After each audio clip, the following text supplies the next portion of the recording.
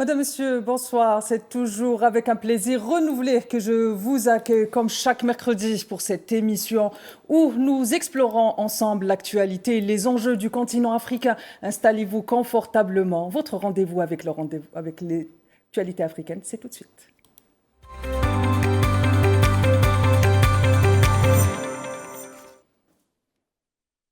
Plus de 3 décennies après le début du mouvement de la décolonisation en Afrique, la question de l'indépendance du Sahara occidental attend encore son achèvement, prise au piège de manœuvres géopolitiques. Le Maroc, comme vous le savez, occupe illégalement les territoires du peuple sahraoui depuis plus de 40 ans. Dans un récit faussement historique ou contre-historique de la puissance coloniale, le Sahara occidental n'est qu'un vaste territoire désertique et stérile. Comme vous le savez, le récit colonial est souvent, pour ne pas dire toujours, fallacieux. En faisant des territoires occupés un désert hostile à la vie, le Maroc avance l'idée d'une légitimité historique créée de toutes pièces sur les terres d'un peuple tiers.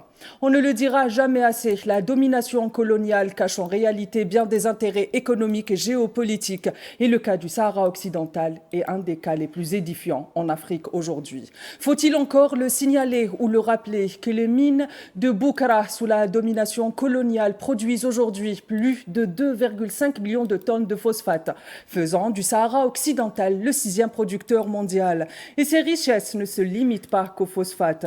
Le sous-sol sahraoui, c'est aussi d'autres minerais de valeur tels que le fer, l'oxyde de titane ou encore le vanadium, du métal éventuellement, mais surtout aussi du pétrole et peut-être même du gaz. D'ailleurs, les perspectives de découverte du pétrole ces dernières années, en particulier l'exportation des gisements offshore par Total jusqu'en 2015 et de Cosmos Energy jusqu'au printemps 2015 ont davantage démontré que la domination du territoire sahraoui cache bien des enjeux pour les puissances occidentales et les multinationales. Faut-il le rappeler là encore?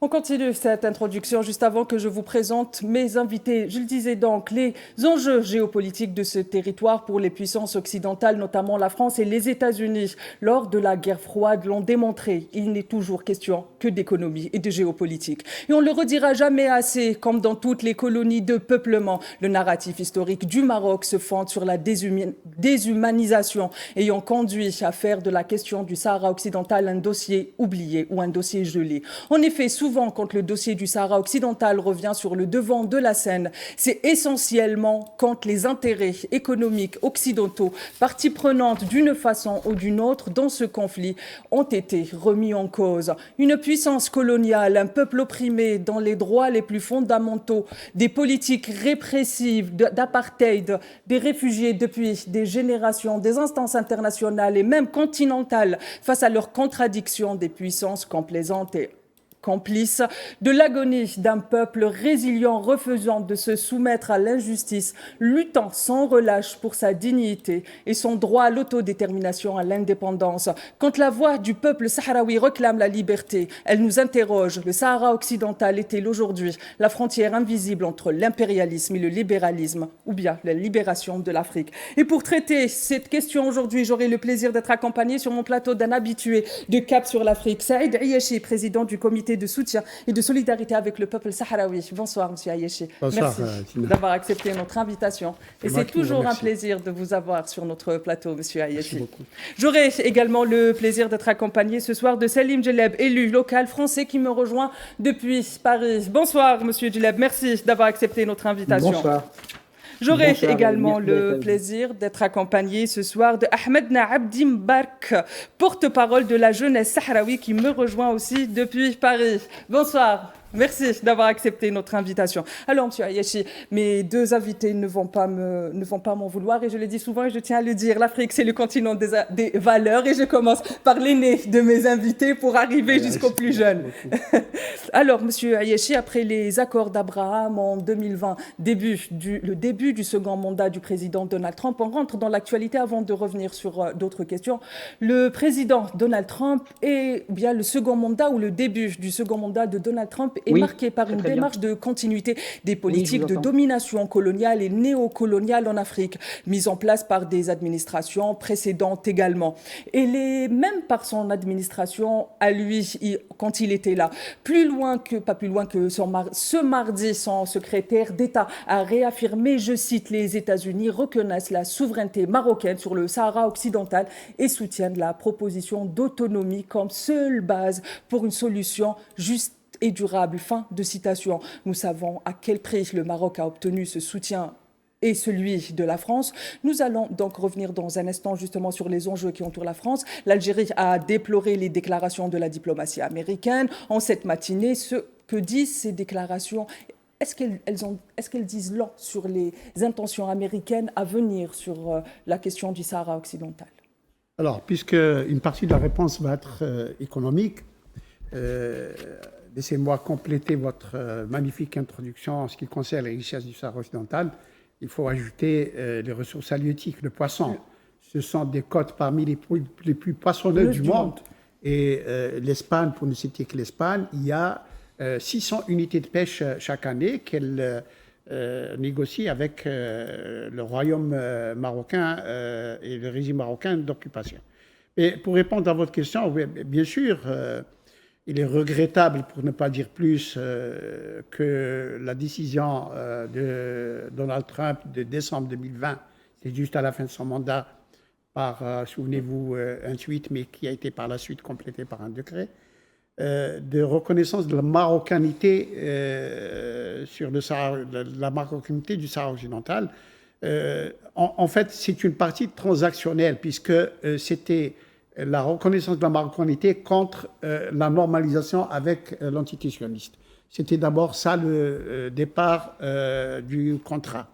Et puis maintenant, quand on voit comment Trump et son administration se démènent sur le plan de l'économie pour les États-Unis, on se dit, et là je reviens vers votre introduction, que peut-être ce n'est pas tout à fait par hasard, puisque demain les États-Unis seront aussi concernés, seront intéressés par l'exploitation des richesses qui se trouvent au Sahara occidental. Il y aura peut-être une bousculade entre tous les prétendants, puisque il y a les Espagnols, les Français, les sionistes et les Américains et peut-être d'autres. Et vous avez bien fait de souligner que surtout sur beaucoup de registres, le Sahara occidental est un pays riche, économiquement riche. Et donc, qu'on ne vienne pas nous chanter, vous l'avez bien souligné dans votre introduction, que c'est un désert stérile, inhabité, plus ou moins, etc. Ben, il y a un peuple qui est reconnu par la communauté internationale, de à peu près 500 000 âmes. Ils sont plus nombreux, ils sont 10 fois plus nombreux que les Inuits du Groenland, qui ont leur autonomie. Alors, reconnaissez à ce peuple qu'il puisse s'exprimer sur son destin tel que le dit le droit international. Et c'est là qu'il faut déplorer la décision des États-Unis, en tout cas de l'administration Trump, sur le fait qu'en tant que membre éminent du Conseil de sécurité, ils ont la charge de veiller au respect du droit international. Et le droit international s'est prononcé de façon claire sur le problème du Sahara occidental. C'est le référendum d'autodétermination dont on ne veut pour preuve que l'existence de la MINURSO qui est chargée de cela. Justement, on va revenir sur ce point justement de la sortie de la légitimité du droit international, mais aussi sur la mission des Nations Unies dans les territoires sahraouis. Je viens vers vous, Monsieur Selim, et justement, Monsieur Ayachi a commencé à parler de cette sortie du droit international des USA et de la France, qui sont, faut-il le rappeler, là aussi, membres du Conseil de sécurité. Ceci se présente aujourd'hui comme un choix géopolitique et économique. Monsieur Ayachi l'a très bien signalé. Les USA qui pratiquent avec aisance avec une aisance déconcertante le fait de sortir du droit international, contrairement à la France, qui s'est montrée durant son histoire diplomatique beaucoup plus discrète sur ce point. Cette violation du droit international n'est-elle pas aujourd'hui le produit d'un jeu politique qui leur échappe complètement? Je parle bien évidemment là, que ce soit des États-Unis, de la France ou même de l'Espagne, dans le contexte mondial actuel particulièrement. Oui, bonjour. Vous m'entendez bien? On vous entend très bien, Monsieur Selim. Parfait. Oui, je suis tout à fait d'accord avec vous et l'interlocuteur juste avant. Aujourd'hui, la France, l'Espagne et les États-Unis sortent du droit international. C'est problématique parce que dans le contexte actuel, ce qui se passe en Palestine et ce qui se passe en Ukraine, il y a une perte de crédibilité. Euh, L'ONU a reconnu l'autodétermination du peuple sahraoui dans plusieurs résolutions, dont la dernière, 690 de 1991, qui l'entérine complètement. Donc, sachant qu'en plus, l'ONU n'a jamais reconnu la souveraineté marocaine sur ce territoire. Bien au Donc oui, la contraire, décision est l'ONU reconnaît au peuple voilà, sahraoui le droit à voilà, l'autodétermination et l'autodétermination, considère ce territoire comme étant un territoire en voie de décolonisation. C'est très important décolonisation. de signaler Voilà, en voie voilà, de décolonisation. voilà. Et ce qui est important de dire, c'est que depuis 75, donc la première, il y a eu exactement 100 résolutions en faveur de la décolonisation et l'autodétermination du peuple sahraoui. Donc oui, je suis tout à fait d'accord que la décision américaine et française et espagnole est tout à fait illégitime au regard du droit international, et c'est même problématique pour les années à venir parce qu'en termes d'une perte de crédibilité, quand on voit en tant qu'Européens ce qui se passe avec l'Ukraine et la Russie, la France, membre permanent du Conseil de sécurité, comme les États-Unis, ne sont plus crédibles. On ne peut pas être crédible d'un côté, demander le respect du droit international par la Russie, qui envahit l'Ukraine, et de ne rien faire, et même de soutenir une colonisation en totale contradiction avec le droit international. Donc oui, il y a tout à fait une perte de crédibilité. Très bien, je viens vers vous, Monsieur Ahmedna Abdi Mbarak. Est-ce qu'on peut considérer aujourd'hui que le Maroc, qui est un régime. Je viens vers vous, Monsieur Ayeshi. On a un petit souci à joindre notre autre invité. Je disais donc le Maroc qui aujourd'hui se présente comme étant un régime relais des intérêts des puissances occidentales qui le montrent, qui ne s'en cachent pas par une diplomatie scandaleuse ou encore en jouant le jeu, notamment lors des accords d'Abraham, mais aussi en mettant à mal ou en bafouant un accord de cessez-le-feu qui était en vigueur depuis 1991, traînant le peuple sahraoui et son représentant légitime, le Front Polisario, dans une guerre asymétrique. Est-ce que finalement, avec tous ces éléments, on ne peut pas dire que la France s'est directement alliée sur la position des États-Unis pour justement pouvoir, dans un contexte où en Europe, le front occidental est de plus en plus menacé, n'est plus uni sur un bon nombre de dossiers, essayer de revenir crescendo sur un minimum d'entente diplomatique entre ces deux puissances qui, on le sait très bien, la lune de miel est presque finie dans les rangs occidentaux.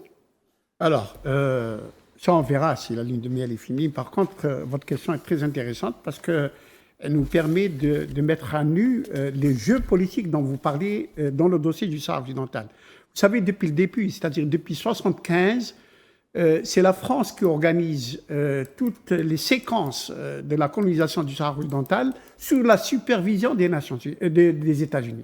La France, comme vous le savez, d'abord a participé activement. Elle a bombardé les Sahraouis avec les avions Jaguar basés au Sénégal. Mais plus que cela, la France a été la tête pensante de la stratégie marocaine d'occupation du Sahara occidental, puisque c'est la France qui a mis, en forme les sinistres accords de Madrid. C'est la France qui a fait que les États-Unis ont permis l'accession du roi Juan Carlos au trône d'Espagne contre l'organisation de la Marche verte, qu'ils ont appelé pour envahir le Sahara occidental. C'est Kissinger qui a donné le feu vert pour le départ de cette marche de la honte contre les Sahraouis.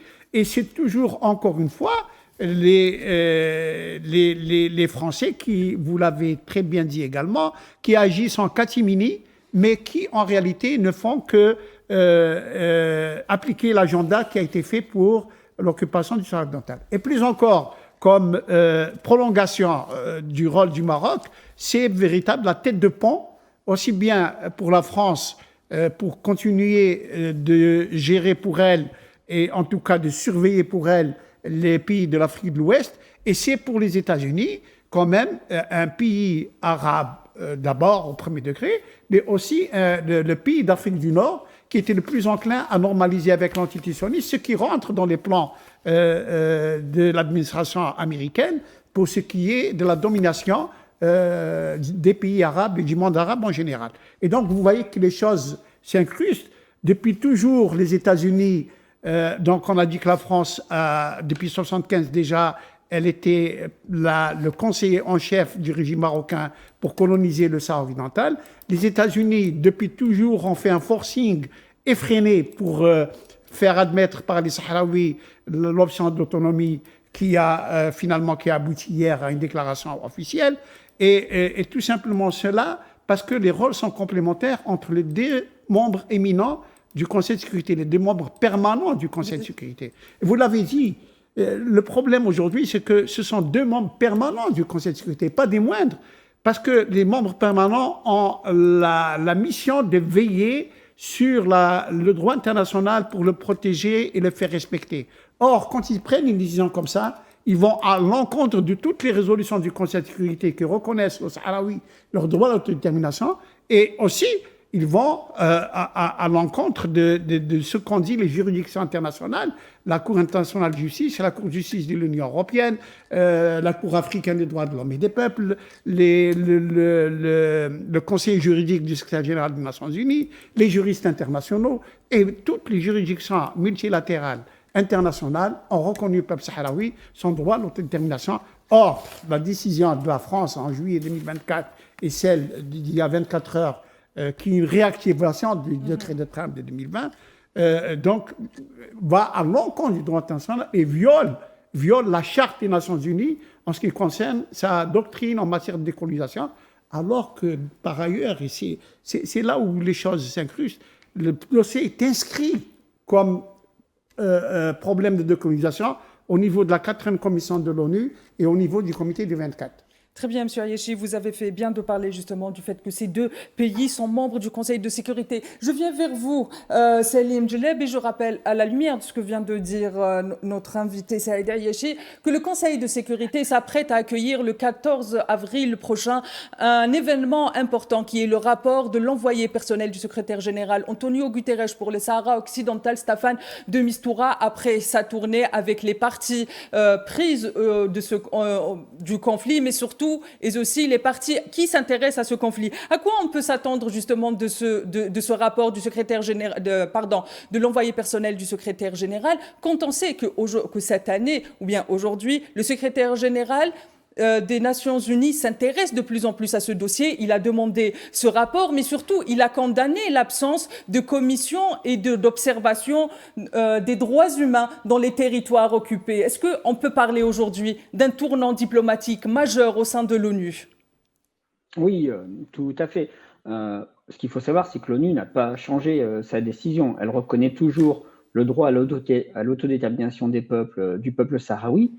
Le rapporteur, donc, il a rencontré aujourd'hui, je crois que c'est aujourd'hui ou hier, il a rencontré le Polisario et les représentants du peuple sahraoui.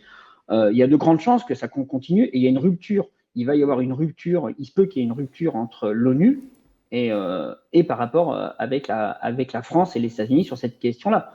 L'ONU continue et elle a encore dit le peuple sahraoui a le droit à l'autodétermination par le biais d'un référendum.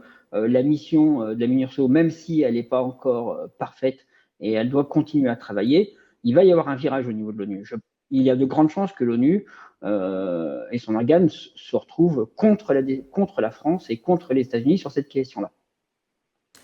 Très bien, merci. Je viens vers vous, M. Ayeschi. On continue sur ce point justement de ce rapport de Staffan de Mistura qui est attendu. En plus du rapport de Staffan de Mistura, plusieurs rapports sont attendus au cours de cette année, même le rapport du secrétaire général, le rapport de l'envoyé personnel, enfin, le rapport du chef de la MINURSO, donc la mission d'appui des Nations Unies. Je rappelle là aussi, c'est une mission qui n'a pas de mission d'observation des droits humains dans les territoires occupés, ce qui est exceptionnel dans le cadre d'une mission des Nations Unies. Est-ce que ces rapports vont justement parler des droits humains ? Est-ce que ces trois rapports vont parler de la situation des droits humains ? Parce qu'il faut parler aussi du drame humanitaire que vit le peuple sahraoui, mais aussi, est-ce qu'ils sont complémentaires, si oui ou non ?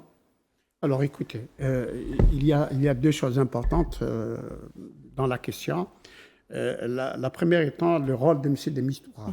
Le rôle de M.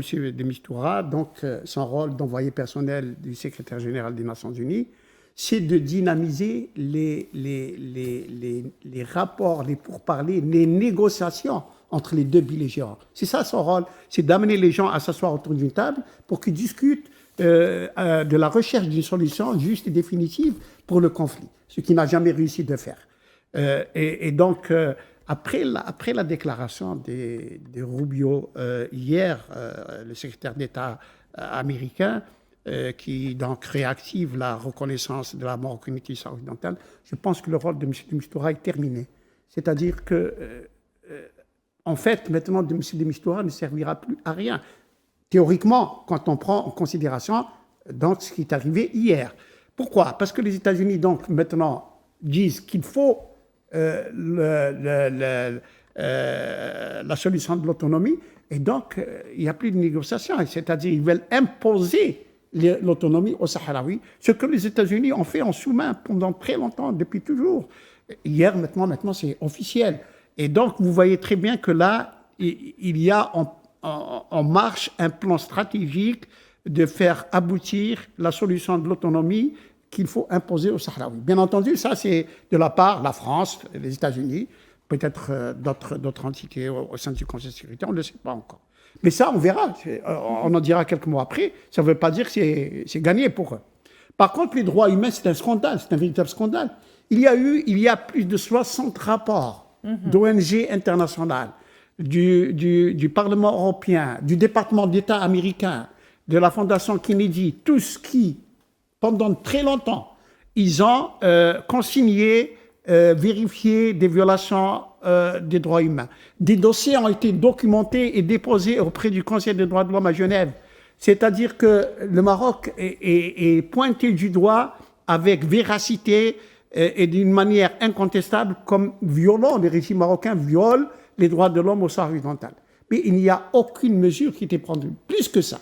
C'est le Maroc qui préside en ce moment à Genève le Conseil des droits de l'homme. Et quand en 2013, les États-Unis, parce que Kennedy a été, sa fille a été, disons, pas agressée, c'est pas le terme, mais violentée d'une certaine façon au Sahara occidental où elle était en visite, les États-Unis ont présenté... par les autorités marocaines d'occupation, par la police marocaine. Oui. Ils ont présenté, les États-Unis ont proposé l'élargissement du mandat de la MINURSO pour faire respecter et protéger les droits de l'homme. Et la France est opposée par un droit de veto, souvenez-vous-en, en 2013. Et donc, il y a des dossiers qui sont documentés contre le Maroc, mais on lui donne la présidence des droits de l'homme. Il y a surtout, c'est là le scandale également, le haut commissaire aux droits de l'homme, ceux qui sont succédés, mais y compris les derniers qui ont promis de dépêcher une délégation d'information et d'inspection des droits de l'homme au Sahara occidental. Ça fait 9 ans qu'on attend cette délégation. Elle n'est pas partie. Et enfin, cela est de l'autorité publique, le Maroc pratique chaque année des expulsions contre les députés, les juristes, les avocats, les familles qui veulent visiter les prisonniers, etc. Et personne ne lui dit rien. Et donc cette impunité, il la tient de ces puissants qui sont au sein du Conseil de sécurité et qu'il peut à loisir faire ce qu'il entend de faire. Il a même, en 2016, il a même renvoyé la partie civile de la MINURSO. 26 personnes, 86 personnes, et 26 sont revenus. Et donc, il n'y a qu'un autre régime qui jouit de ces privilèges, entre guillemets, de cette protection, c'est l'entité sioniste dans les territoires palestiniens. Il n'y a que de ces deux États contre qui les résolutions de Conseil de sécurité ne sont pas appliquées et à qui on permet de violer les droits de l'homme.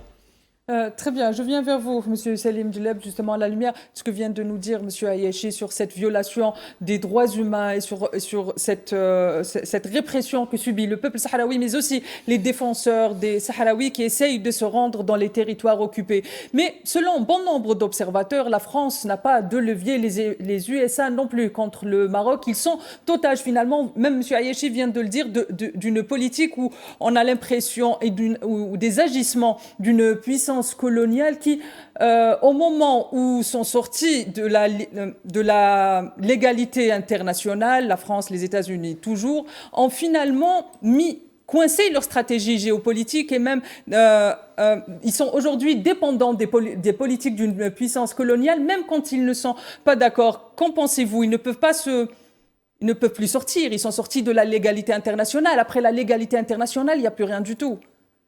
Oui, ce qu'il faut comprendre, c'est que ça ne date pas d'aujourd'hui.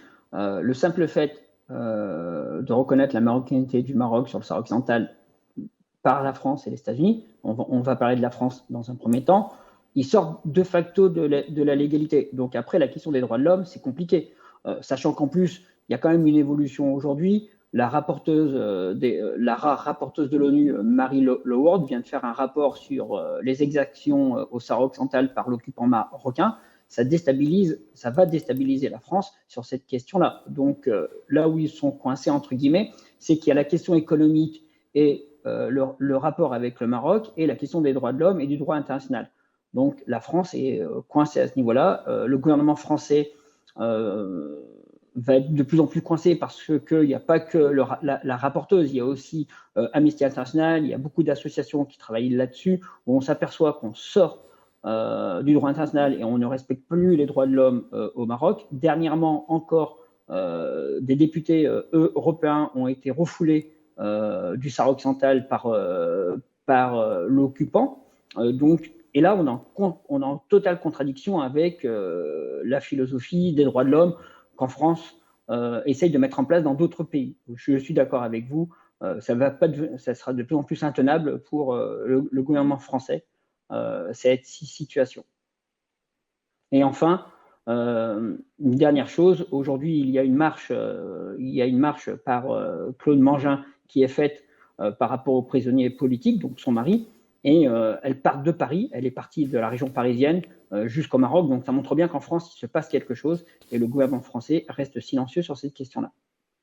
Très bien, on a récupéré Ahmadna Abdi Mbarak. Rebonsoir, merci de nous rejoindre. À la lumière de ce que viennent de nous dire nos deux invités, M. Ahmadna Abdi Mbarak, est-ce que vous pensez que finalement, pour les puissances qui sont dans la complaisance et qui sont sorties du droit international, cette stratégie est gagnante quand on sait que l'objectif des États-Unis est de diviser les pays arabes sur la question de la Palestine et sur la question des colonies, mais aussi sur la question du Sahara occidental. Mais il y a aussi les intérêts économiques. Et au même titre d'ailleurs, la France, son objectif est de maintenir son précaré et son accès à l'Afrique de l'Ouest. Mais en Afrique de l'Ouest, on l'a vu, la France vit une débâcle sans précédent. Est-ce que vous estimez aujourd'hui que finalement, pour ces deux puissances, c'est une stratégie gagnante quand on sait que même à l'intérieur de ces deux puissances, les peuples aujourd'hui, et finalement, si ce n'est pas le seul jugement qui compte, sont favorables à la décolonisation des territoires qui sont encore sous occupation et même expriment des opinions anticoloniales. Bonsoir, merci pour votre invitation. Concernant votre question, j'aimerais répondre de deux façons. La première, c'est celle de dire que ces intérêts politiques, ces intérêts économiques, que ce soit de la France ou aux États-Unis, ne doivent pas concerner justement le droit inaliénable du peuple sahraoui à l'autodétermination.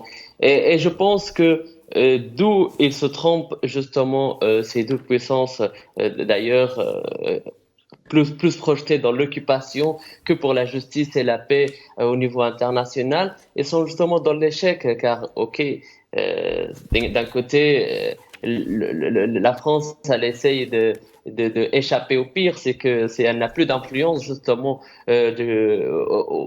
en Afrique, et elle essaye par la seule porte que c'est le Maroc, ce pays qui n'est jamais sorti justement du protectorat justement de la France et qui suivit toujours cette politique et qui est aussi des politiques de marionnettes, car on va dire que c'est toujours la France qui mène leur politique à l'international et c'est toujours aussi la France qui veille à leurs intérêts. Mais ce qui ne change pas, c'est que le droit international est le meilleur ami du peuple sahraoui dans cette question. Et ces 5 décennies nous ont montré une chose clairement, qu'il n'y a pas d'autre solution en dehors du droit international et le droit légitime du peuple sahraoui à jouir de même.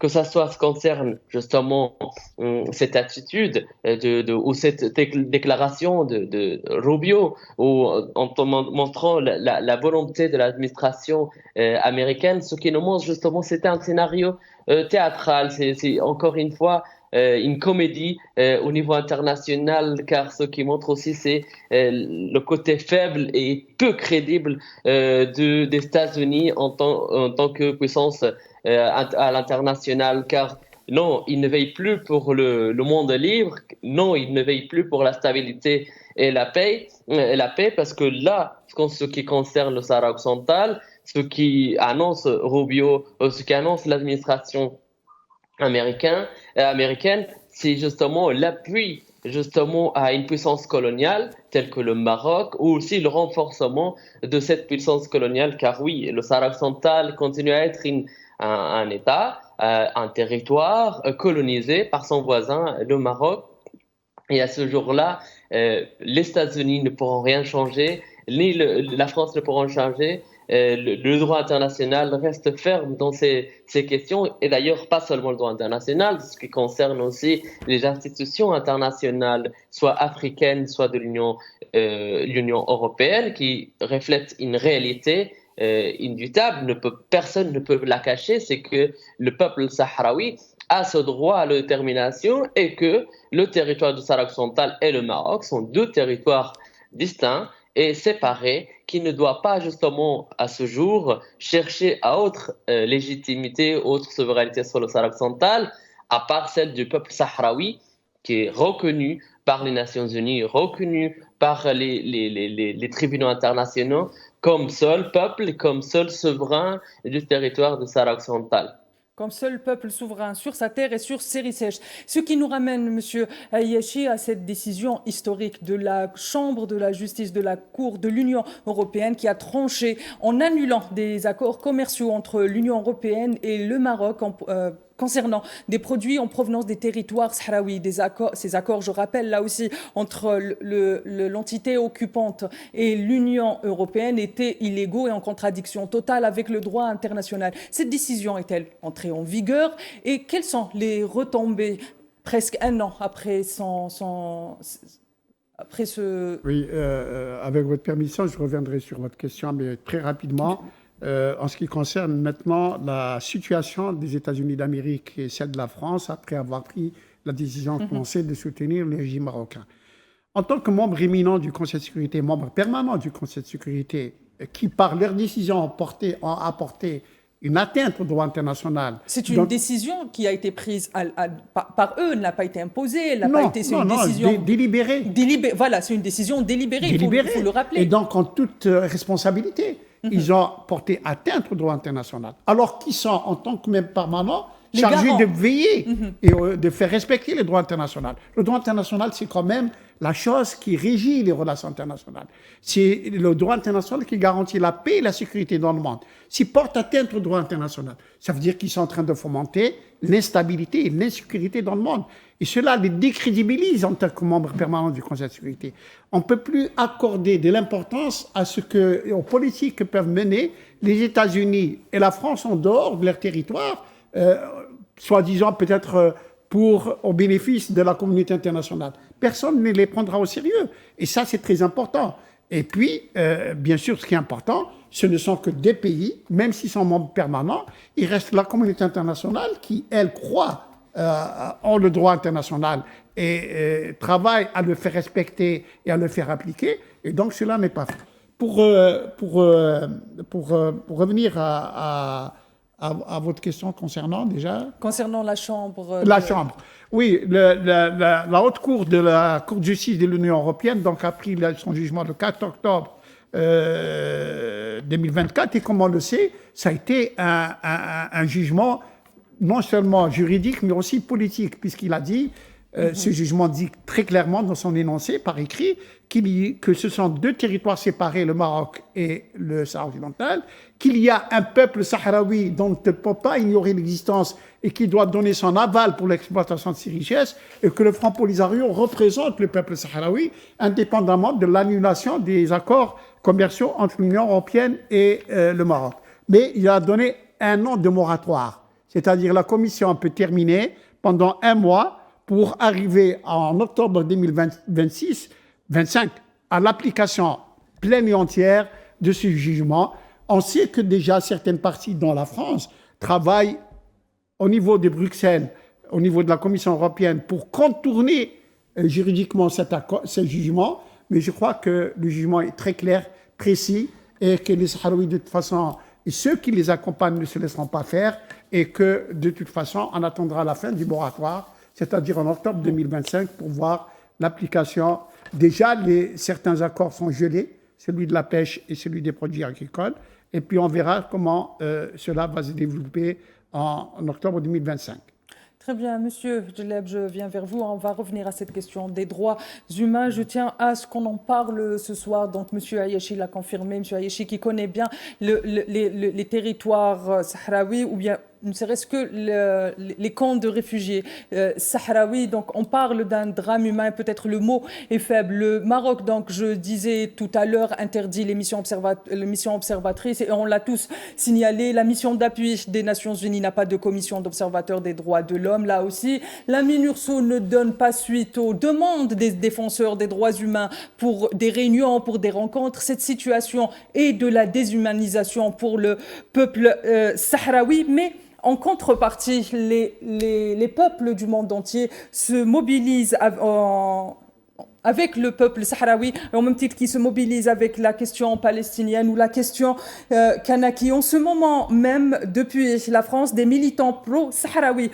organisent une marche de la liberté en hommage pour revendiquer la libération d'un des visages de cette déshumanisation au sein des geôles de l'occupant. Il s'agit d'un des détenus de Qdimizik, Naaman Asferi. Est-ce que vous pouvez nous en dire plus, puisque ça se passe déjà en France, et comment est-ce que cette solidarité des peuples aujourd'hui est très importante pour peser sur la balance, que ce soit la balance des droits internationaux, mais aussi la balance des puissances occidentales qui, au nom des intérêts, refusent de regarder la réalité? Oui, donc depuis la semaine dernière, il y a la marche de la liberté qui est mise en place par. Oui, depuis la semaine dernière, il y a la marche de la liberté qui est mise en place par Claude Mangin et mon ami qui est ici présente, Anne Mena. Donc, c'est parti de la banlieue parisienne et cette marche s'arrête dans toutes les villes pour parler de la cause sahraoui et pour parler naturellement de Naïm Ashrafi, qui est le militant sahraoui condamné à 30 ans de prison. C'est devenu le symbole de la répression de l'occupant marocain. Son procès a été dénoncé par l'ensemble des organisations des droits de l'homme en expliquant que c'était un procès qui était inéquitable. La France, donc il y a beaucoup de collectivités et de beaucoup d'associations et de syndicats qui militent à ce niveau-là. Donc avec une discussion assez sérieuse pendant 3 semaines pour aller jusqu'au bout. Et les partis de gauche, essentiellement le Parti communiste, fait un travail important là-dessus, et d'autres associations syndicales. Donc, il y a beaucoup de choses qui évoluent au niveau français sur cette question-là. Le peuple sahraoui est entendu. Donc, cette marche va durer en espérant que Claude Mangin va pouvoir aller sur les territoires occupés, voir son mari, sans qu'elle se fasse refouler par l'autorité occupante. C'est tout ce qu'on souhaite, et bien évidemment, on suivra tout au long de nos prochaines éditions cette marche de la liberté. Je viens vers vous, Monsieur Ahmed Naali Abdi Mbaraki. Je vais vous poser une question qui est un peu particulière. Autant que jeune Sahraoui aujourd'hui, vous représentez ce flambeau qui a été transmis, ce flambeau qui porte la liberté et la lutte pour l'indépendance d'une nation, pour l'indépendance d'un pays, comme l'ont porté bon nombre de nos aînés africains au début de ce siècle. Aujourd'hui, pour vous, que représente cette mobilisation internationale en faveur de la lutte du peuple sahraoui? Votre témoignage nous intéresse. Merci. Alors, pour exprimer la volonté du peuple sahraoui et plutôt sa jeunesse sahraoui, c'est que l'exemple même de la lutte pour la libération du peuple sahraoui et sa jeunesse, car cette lutte qui ont commencé des jeunes sahraouis que notre cher ami Ayachi connaît bien, très très bien, ceux qui ont commencé le mouvement de libération et le début du Polisario. Mais c'est vrai que cette lutte, il faut dire aussi que c'est une lutte de génération et que nous, en tant que jeunes Sahraouis, nous reprenons la main pour défendre ce qui est propre à nous, ce qui nous appartient. Et c'est par les biais de tous les domaines que nous allons justement acquérir justement volonté, cette puissance en tout cas pour dénoncer la réalité du territoire occupé de Sahara occidental, dénoncer ces 50 ans d'occupation illégale du Maroc au Sahara occidental. Et puis même, nous allons très loin avec cette question, car cette question ne concerne pas que nous, jeunes Sahraouis. Cette question est partagée par tous les jeunes dans le monde. Et pour vous citer un exemple, lorsqu'on participe dans des conférences internationales telles que les COP, comme nous avons participé à la COP 27, COP 28, COP 29, ou même au sein du Conseil de droits de l'homme, que nous allons, cette lutte du peuple sahraoui est partagée par beaucoup de ces gens dans le monde, car oui, le peuple sahraoui, la question du peuple sahraoui est une question fondamentale, est une question de volonté d'un peuple à l'autodétermination et son droit légitime à décider son avenir, que ce soit politique, économique ou même au sein d'un continent tel que le continent africain, qui le considère. On rappelle que le Sahara occidental est considéré comme un État à part entière. Donc cette lutte qui aujourd'hui est incarnée par tous les âges, la jeunesse se démarque par l'initiative. L'initiative que allons plus loin. Nous sommes les jeunes, justement la génération qui est un peu maintenant partout pour dénoncer le régime marocain, un peu partout pour parler de la cause légitime du peuple sahraoui et sa juste cause. Et oui, vous avez parlé par exemple de la marche de la liberté des prisonniers politiques. En effet, je suis parmi, et plutôt d'autres jeunes aussi sahraouis, on est parti de l'organisation. Et cette idée, comme aussi Ayashi connaît très bien, les amis de la race de longue date, qui soutient le peuple sahraoui, et Claude Mongin, militante française pro-sahraoui, mais aussi épouse de Naama Sfari, enfermée à 30 ans de prison. Donc, elle est là, la volonté justement de mener aussi même d'initiatives comme celle de la marche. Celle de la marche qui a par exemple 12 étapes en France, et aussi elle va continuer encore partout en Espagne, pour justement réclamer et exiger ce que l'ONU dit. Justement, l'ONU exige en fait la libération des prisonniers politiques, jugés par un tribunal militaire, ce qui concerne justement une illégalité. Il faut rappeler aussi une chose, que c'est tous ces prisonniers politiques qui sont enfermés dans des prisons au Maroc, loin de leur famille, ce qui constitue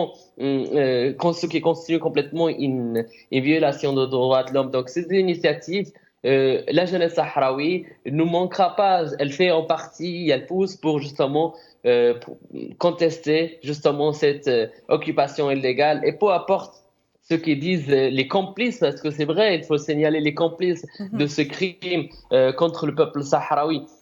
Aujourd'hui, ce qui représente la réputation des États comme la France ou aux États-Unis, c'est qu'ils sont justement avec tout, sauf avec la légalité internationale et les droits des peuples. Heureusement que d'autres États soutiennent ce peuple et sa juste cause. Et nous sommes dans le chemin de réclamer encore une fois ce qui nous appartient, ce qui nous revient de droit, et exiger justement la libération des territoires occupés et la libération de ces prisonniers politiques. Très bien, Monsieur Ahmed Abdi Mbarek. Malheureusement, on arrive à la fin du temps imparti à cette émission. Monsieur Ayashi, une dernière question, et vous savez, 2 minutes. Il faut que la question soit posée aujourd'hui. Et l'Union africaine dans tout ça, est-ce qu'elle est au même titre que les Nations Unies, finalement, en pleine contradiction face à la question de la décolonisation? Rappelons quand même que le Sahara occidental est membre fondateur de l'organisation, et que la décolonisation est la mission de l'Union africaine et même de sa précédente organisation, l'UA. Vous me donnez 2 minutes et demie. 2 minutes et demie, d'accord. Le demi, c'est pour compléter ce qu'a brillamment dit notre jeune frère sahraoui. Vous savez, Frantz Fanon a dit une chose célèbre. Il a dit chaque peuple, chaque génération a le devoir soit de servir son pays ou de le trahir. Mais moi, je suis témoin pour dire que la jeunesse sahraoui sert tous les jours dans les camps de réfugiés, dans les territoires occupés, dans la diaspora. Ils n'ont qu'un but, c'est obtenir que justice soit faite, etc. Au sein de l'Union africaine, c'est clair que l'Afrique doit se réapproprier le dossier. l'Afrique était à l'origine associée à l'Organisation des Nations Unies pour trouver une solution juste et durable. Maintenant que l'Organisation des Nations Unies montre ses limites à cause des membres permanents du Conseil de sécurité, il faut que l'Afrique se réapproprie le dossier parce que le but de l'organisation panafricaine, c'est d'abord décoloniser l'Afrique. Et c'est la dernière colonie qui se trouve en Afrique, le Sahara occidental. Et l'acte constitutif de l'Union africaine est très clair en matière de décolonisation. Et le Maroc est membre de l'Union africaine. Et la RAJ, la République arabe sahraouie démocratique, est membre fondateur de l'Union africaine. Et par conséquent, il appartient aux Africains de se ressaisir du dossier et de le traiter dans le cadre de l'acte constitutif de l'Union africaine, c'est-à-dire décoloniser le Sahara occidental, c'est-à-dire appliquer le référendum d'autodétermination et faire pression sur le Maroc puisque l'ONU n'arrive pas à faire pression.